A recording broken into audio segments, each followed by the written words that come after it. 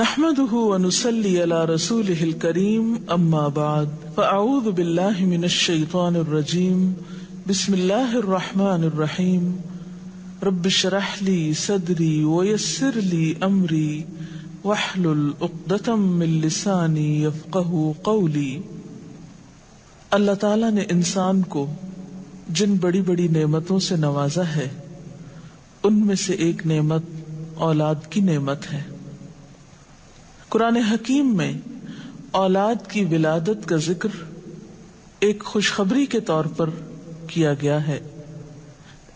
ارشاد باری تعالیٰ ہے، یا زکریا انا نبشرک بغلام اسمہ یحییٰ لم نجعل لہ من قبل سمیا۔ اے زکریا، ہم تجھے ایک بچے کی خوشخبری دیتے ہیں جس کا نام یحییٰ ہے، ہم نے اس سے پہلے اس کا ہم نام کبھی کسی کو نہیں کیا۔ تو گویا اولاد کا دنیا میں آنا انسان کے لیے ایک خوشخبری کی حیثیت رکھتا ہے۔ ایک اور جگہ پر اولاد کو دنیاوی زندگی کی رونق اور زینت کہا گیا ہے۔ ارشاد باری تعالیٰ ہے، المال والبنون زینت الحیات الدنیا، مال اور بیٹے دنیاوی زندگی کی زینت ہیں۔ اسی طرح انسان کے لیے اولاد ایک مددگار اور ایک بہترین غمخوار کی حیثیت بھی رکھتی ہے۔ اولاد سے انسان کی بہت سی توقعات بھی وابستہ ہوتی ہیں، لیکن اولاد والدین پر سب سے بڑا حق جو رکھتی ہے وہ تربیت کا حق ہے۔ اس لیے والدین کو اس معاملے میں اپنی ذمہ داری کا ثبوت دینا چاہیے، اور قیامت کے دن اس کے بارے میں ان سے سوال بھی ہوگا۔ قرآن پاک میں اللہ سبحانہ وتعالی فرماتے ہیں، یا ایھا الذین آمنوا قوا انفسکم واہلیکم نارا۔ اے لوگو جو ایمان لائے ہو، اپنے آپ کو اور اپنے گھر والوں کو آگ سے بچاؤ۔ گویا والدین کی ذمہ داری میں صرف یہی شامل نہیں کہ وہ بچوں کو تعلیم دیں یا ان کے کھانے پینے کا بندوبست کریں، بلکہ ان کی ذمہ داری میں سے ایک اہم ذمہ داری یہ ہے کہ وہ ان کی اچھی تربیت کریں اور انہیں آخرت کے بھیانک انجام سے محفوظ کریں، آگ سے بچائیں۔ ایک حدیث میں بھی آتا ہے، آپ صلی اللہ علیہ وسلم نے فرمایا، کلکم راع وکلکم مسئول عن رعیتہ۔ تم میں سے ہر شخص نگران ہے اور ہر ایک سے اس کی رعایا کے بارے میں، ماتحتوں کے بارے میں سوال کیا جائے گا۔ فالمرأة راعیۃ فی بیت زوجہا، اور عورت اپنے شوہر کے گھر میں نگران ہے۔ یعنی صرف باپ سے نہیں، ماں سے بھی پوچھا جائے گا کہ اس نے اپنے بچوں کی تربیت کیسے کی۔ اس لیے ہم دیکھتے ہیں کہ انبیاء علیہم السلام اپنی اولاد کے بارے میں ہمیشہ فکر مند رہے۔ حضرت ابراہیم علیہ السلام اپنے ساتھ اپنی اولاد کے لیے بھی دعائیں مانگتے ہیں، رب اجعلنی مقیم الصلاۃ ومن ذریتی۔ اے اللہ، مجھے نماز قائم کرنے والا بنا اور میری اولاد میں سے بھی۔ حضرت یعقوب علیہ السلام کے بارے میں آتا ہے کہ جب انہیں موت آئی تو اس وقت انہوں نے اپنے بچوں کو بلا کر کچھ پوچھا۔ قرآن پاک میں آتا ہے، ام کنتم شہداء اذ حضر یعقوب الموت اذ قال لبنیہ ما تعبدون من بعدی۔ کیا تم لوگ اس وقت حاضر تھے جب یعقوب علیہ السلام کے پاس موت حاضر ہوئی تو انہوں نے اپنی اولاد کو کہا کہ میرے بعد تم کس کی عبادت کرو گے؟ انہیں اس بات کا فکر نہیں تھا کہ وہ کھائیں گے کہاں سے یا رہیں گے کہاں پر، انہیں فکر یہ تھا کہ میرے بعد ان کی عبادت اور ان کی دین پر چلنے کی حالت کیسے ہوگی۔ اس لیے والدین کے ذمہ یہ بہت اہم کام ہے کہ وہ اپنے بچوں کی آخرت کی فکر کریں۔ اس لیے بچے کی تربیت کا اہتمام اس کی پیدائش کے ساتھ ہی بلکہ اس سے پہلے ہی شروع کر دینا چاہیے. بچہ جب ماں کے پیٹ میں ہوتا ہے تو اس وقت وہ ماں کے خیالات اور ماں کی عادات سے متاثر ہو رہا ہوتا ہے. اس موقع پر والدین کو خاص طور پر نیک اولاد کے لیے دعا کرنی چاہیے، جیسا کہ قرآن پاک میں آتا ہے رب ہب لی من لدنک ذریۃ طیبہ، اے میرے رب مجھے اپنے پاس سے پاکیزہ اولاد عطا کر. پھر اسی طرح بچے کی پیدائش پر خواہ وہ لڑکی ہو یا لڑکا خوشی کا اظہار کرنا چاہیے، اللہ تعالیٰ کا شکر ادا کرنا چاہیے، اس نعمت کو اچھی طرح قبول کرنا چاہیے تاکہ پھر اس کی صحیح طور پر قدردانی ہو سکے. احادیث مبارکہ سے ہمیں کچھ اور باتیں بھی پتہ چلتی ہیں کہ جب بچہ پیدا ہو تو اس کے کان میں آذان دی جائے. گویا پیدائش کے بعد سب سے پہلے اس کو اللہ کا نام سنایا جائے، اس کے سامنے اللہ کی عظمت کا اظہار کیا جائے. اسی طرح نبی صلی اللہ علیہ وسلم کی سنت سے ہمیں بچوں کی تہنیک کرنے کا بھی پتہ چلتا ہے. تہنیک سے مراد یہ ہے کہ کھجور چبا کر بچے کے تالو پر لگائی جائے، کیونکہ بچہ سب سے پہلی خوراک جو اپنے منہ میں لے کر جاتا ہے اس میں بھی خوراک دینے والے کی شخصیت اور عادات کے اثرات منتقل ہوتے ہیں. صحیح بخاری میں ابو موسیٰ اشعری روایت کرتے ہیں کہ میرے ہاں ایک بچہ پیدا ہوا، میں اس کو لے کر نبی صلی اللہ علیہ وسلم کی خدمت میں حاضر ہوا. آپ نے اس کا نام ابراہیم رکھا، ایک کھجور سے اس کی تہنیک کی اور اس کے لیے برکت کی دعا کی اور اسے میرے حوالے کر دیا. پھر اسی طرح بچے کا نام اچھا رکھنا چاہیے، نام ایسا ہو کہ جس کا مطلب بھی اچھا ہو، تاکہ بچہ جب پکارا جانے پر اپنا نام سنے تو وہ اچھے لفظ کو بار بار سنے. ایسا نام نہیں رکھنا چاہیے کہ جس کا پروننسیشن، تلفظ یا معنی اچھا نہ ہو. اسی طرح نومولود یعنی نئے نوزائیدہ بچے کے بارے میں یہ حکم بھی دیا گیا ہے کہ ان کے ولادت کے 7ویں دن ان کے بال منڈائے جائیں. بعض حکماء نے اس کی یا اطباء نے اس کی حکمت یہ بیان کی ہے کہ سر مڑنے سے سر کے مسامات کھلتے ہیں، نگاہ، سماعت اور سونگھنے کی قوت کو فائدہ پہنچتا ہے. اسی طرح سنت میں ہمیں بچوں کا عقیقہ کرنے کے بارے میں بھی تعلیمات ملتی ہیں. عقیقہ کرنے میں ایک حکمت یہ ہے کہ انسان اپنے رشتہ داروں کو، غریبوں کو، ہمسایوں کو اس خوشی میں شریک کرتا ہے. اس موقع پر ان کے لیے گوشت بھجواتا ہے، یعنی عقیقے کے جو بکرے ہیں ان میں سے. پھر اسی طرح بچپن ہی سے بچوں کے ساتھ محبت اور شفقت کے ساتھ پیش آنے کا حکم ہے. بچہ صرف غذا کا ہی محتاج نہیں ہوتا، محبت و شفقت اور کیئر کا محتاج بھی ہوتا ہے. نبی صلی اللہ علیہ وسلم کا ارشاد ہے جو ہمارے بچوں پہ شفقت نہ کرے اور ہمارے بڑوں کی عزت نہ کرے وہ ہم میں سے نہیں. پھر آپ دیکھیے کہ تربیت میں صرف محبت و شفقت ہی کافی نہیں ہوتی، بلکہ اس کے ساتھ ساتھ بچوں کو ڈسپلن سکھانا بھی بے حد ضروری ہوتا ہے. پھر یہ ہے کہ بچوں کی تربیت کے مختلف پہلو ہیں. ان کی تربیت میں ان کی ایمانی تربیت، اخلاقی تربیت، جسمانی تربیت، عقلی تربیت، نفسیاتی تربیت، معاشرتی تربیت، یہ تمام چیزیں شامل ہیں. ایمانی تربیت کا معنی یہ ہے کہ بچہ جب پیدا ہو تو اس وقت اس کے دل میں، جیسے کہ اذان سب سے پہلے دی جاتی ہے تو اس کے کان میں سب سے پہلے اللہ کا نام جاتا ہے. تو ایمانی تربیت کا مطلب یہ ہے کہ اس کے دل میں اللہ کی محبت پیدا کی جائے.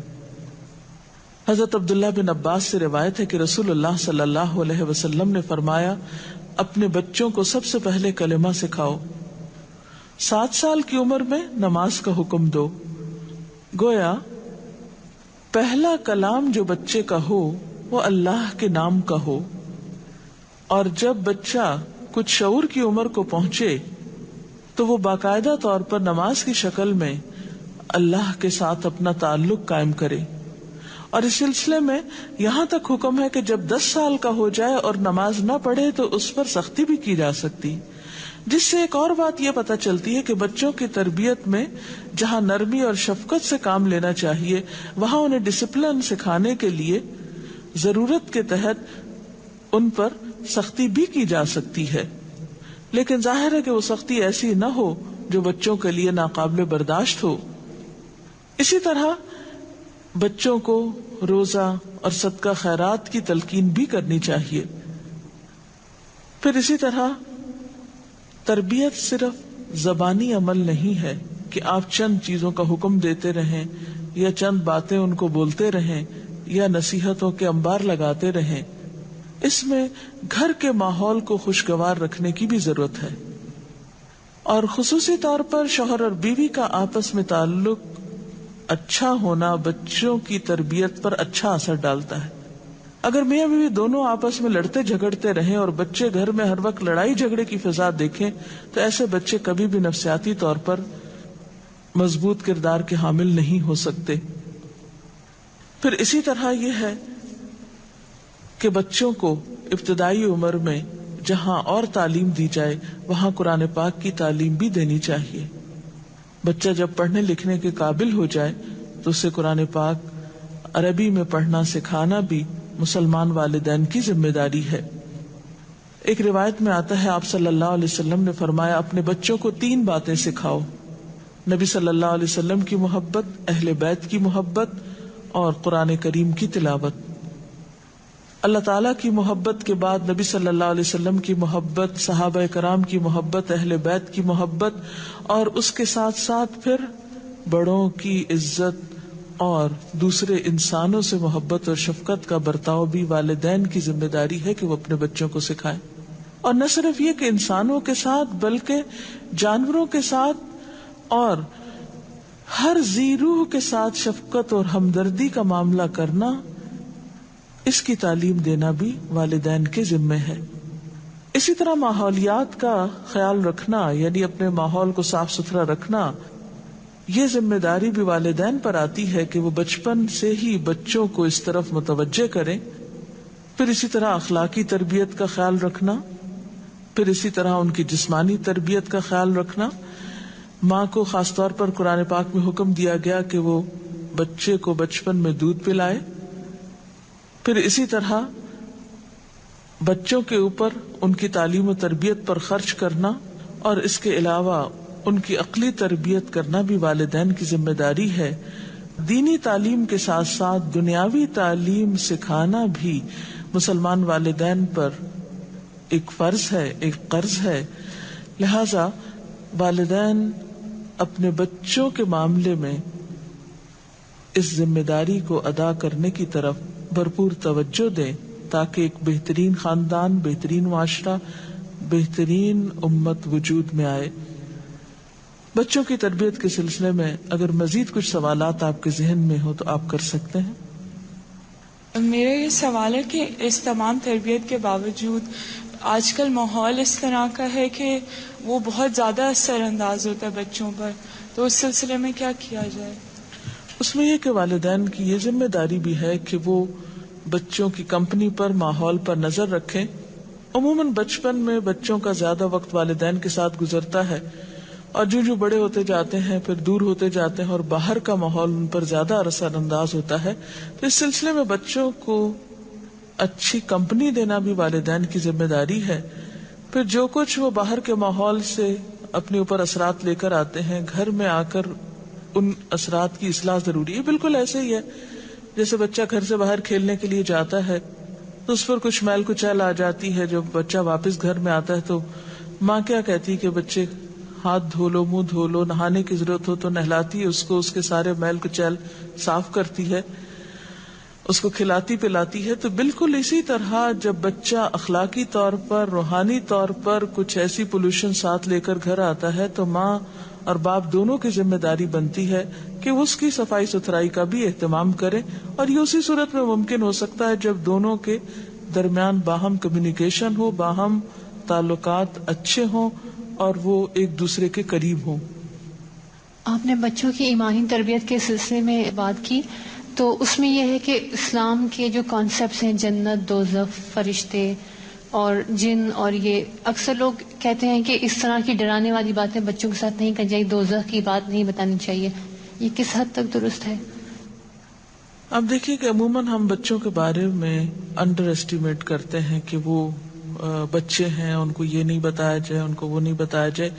میں سمجھتی ہوں کہ اعتدال میں رہ کر تدریج کے ساتھ آہستہ آہستہ اسٹیپ بائی اسٹیپ وہ تمام باتیں بچوں کو بتائی جائیں جو زندگی کی حقیقت اور جو ایک انسان کو اس دنیا میں آئندہ پیش آنے والی ہے، اور پھر اس زندگی کے بعد جو اگلی زندگی ہے، آخرت کی زندگی، اس میں اس کے سامنے آنے والی حقائق کو کبھی نہیں چھپائیں، جھوٹ نہیں بولیں، لیکن ضرورت کے مطابق، ان کی سمجھ اور عقل کے مطابق ان سے گفتگو کریں.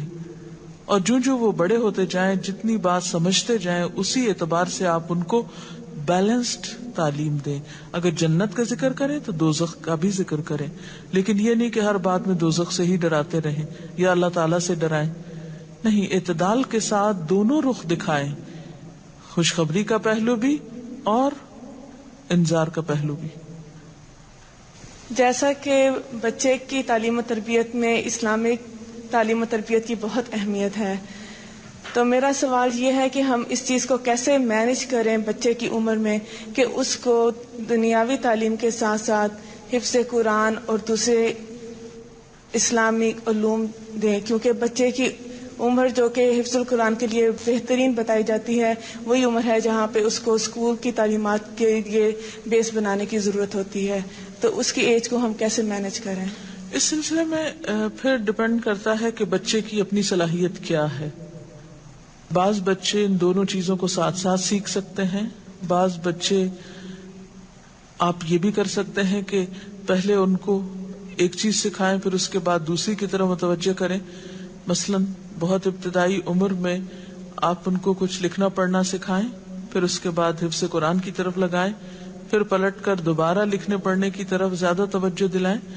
یہ ڈپینڈ کرتا ہے، اس میں کوئی ایک ہارڈ اینڈ فاسٹ رول نہیں بتایا جا سکتا کہ لازمی طور پر ایک خاص اسکیڈول ہی کو فالو کیا جائے. یہ ہر بچے کی اپنی نیچر، اس کی سمجھ اور ماحول اور حالات کے مطابق ہی آپ فیصلہ کر سکتے ہیں. لیکن یہ ہے کہ بہت چھوٹے بچوں کو قرآن پاک حفظ کرنے کی طرف نہیں لگانا چاہیے، کیونکہ ان پر ایک بہت زیادہ بوجھ ہو جاتا ہے. مثلا اگر 4 سال کی عمر میں آپ بچے کو کچھ پڑھنا لکھنا سکھانا شروع کرتے ہیں، اسٹوری ٹیلنگ شروع کرتے ہیں، تو اس سے ایک تربیت کا باقاعدہ فارمل انداز میں آغاز ہو جاتا ہے. پھر اس کے بعد آپ آہستہ آہستہ اس کو، جب وہ ریڈنگ اینڈ رائٹنگ کی بنیادی اسکل سیکھ لیتا ہے، تو پھر آپ حفظ کی طرف بھی لگا سکتے ہیں. بلکہ بہت دفعہ یہ دیکھا گیا کہ حفظ کرنے کے بعد بچے کا ذہن بہت کھل جاتا ہے اور باقی علوم پھر اس کے لیے سیکھنا اور پڑھنا کچھ زیادہ مشکل نہیں رہتا. کیا صرف بچے کو حفظ کروانے سے اس کی تربیت کمپلیٹ ہو جاتی ہے؟ نہیں، حفظ تو ایک اضافی چیز ہے. تربیت صرف حفظ قرآن سے نہیں ہوگی جب تک قرآن پاک کی روح اور اس کی سمجھ اس کے اندر نہیں ہوگی. لیکن ہر چیز کے لینے کا ایک وقت ہے. کہتے ہیں کہ بچپن میں جو چیز یاد کر لی جائے، حافظے میں محفوظ کر لی جائے، وہ بڑے ہو کر زیادہ پختہ رہتی. اس لیے ہم اپنی تاریخ میں دیکھتے ہیں کہ مسلمانوں کے ہاں یہ ایک عمومی رجحان رہا ہے کہ بچپن میں پہلے بچوں کو حفظ قرآن کی طرف لگایا جاتا ہے، پھر اس کے بعد باقی علوم کی طرف. تو حفظ اپنی جگہ ہے اور باقی تعلیم و تربیت اپنی جگہ، دونوں ہی مناسب موقع اور وقت کے ساتھ ساتھ بچے کو دی جانی چاہیے. اچھی کمیونیکیشن کی وضاحت فرما دیں، کیونکہ اس سے مراد یہ سمجھا جاتا ہے کہ دوستانہ رویہ، تو اس سے بچے بہت زیادہ فرینک بھی ہو جاتے ہیں والدین سے، پھر ایک ادب اور احترام کے لیول سے تھوڑا اتر جاتے ہیں. اس سلسلے میں یہ کہا جاتا ہے کہ پہلے 7 سال بچے پہ نرمی کرو، اگلے 7 سال بچے کو نظم و ضبط سکھاؤ، اور اگلے 7 سال بچوں سے دوستی کرو، اور پھر اس کے بعد ان کو آزاد کر دو. تو یہ ہے کہ جب بچہ بہت چھوٹا ہو تو معاملے میں نرمی زیادہ ہونی چاہیے، جب درمیانی عمر کو پہنچے تو پھر سختی بھی کر سکتے ہیں آپ، اور پھر جب وہ ٹین ایج کو پہنچ جائے اور میچورٹی کی عمر کی طرف چل پڑے تو پھر اس وقت اس کے ساتھ اسی طرح کا معاملہ کیا جائے. تو یہ مختلف عمر کے حصوں میں مختلف طریقے آپ اختیار کریں گے. ہمیشہ ایک ہی چیز کام نہیں کرتی کیونکہ انسانی نفسیات بہت مختلف طرح کی ہے اور اس معاملے میں حکمت سے کام لینا چاہیے تاکہ بے جان نرمی اور ناجائز سختی بچے کی تربیت میں خلل نہ ڈالے اور اس کے اندر بگاڑ نہ لائے. اللہ تعالیٰ سے دعا ہے کہ ہمیں بہترین عمل کی توفیق عطا فرمائے. وآخر دعوانا ان الحمد للہ رب العالمین. سبحانک اللہم وبحمدک نشہد ان لا الہ الا انت نستغفرک ونتوب الیک. والسلام علیکم ورحمۃ اللہ وبرکاتہ.